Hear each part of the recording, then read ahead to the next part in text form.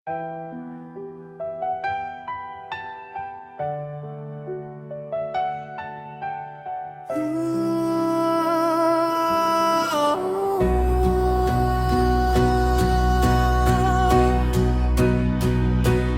bawat gising, mabigat ang umaga. Parang mundo'y nakatagan sa kanya. Lumabas man siya para makalimot sandali. Pag-uwi sa bahay, sakit ay doble muli. Kahit saan man niya dalhin ang sarili, mga alaala'y sumusunod pa rin palagi.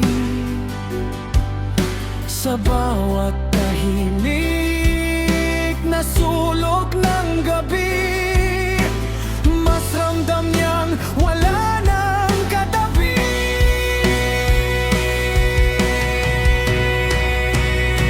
Kaya binalikan niya ang dating trabaho. Baka sakaling doon humupang bagyo. Nais man niyang lumayo kahit panandalian. May mga matang umaasa sa kanyang tahanan.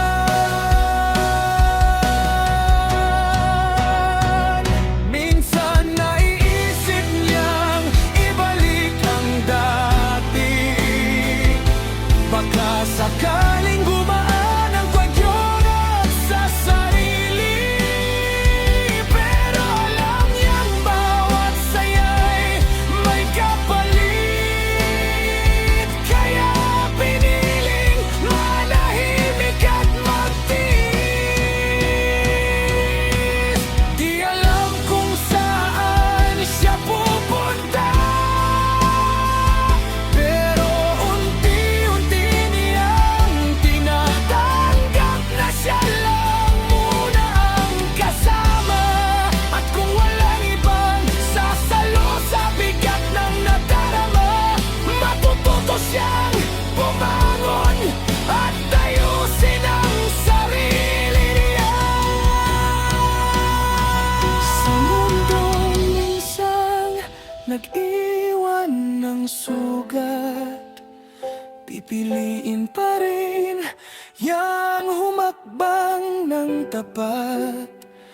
Dahil sa dulo ng lahat ng pagdurusa, siya rin ang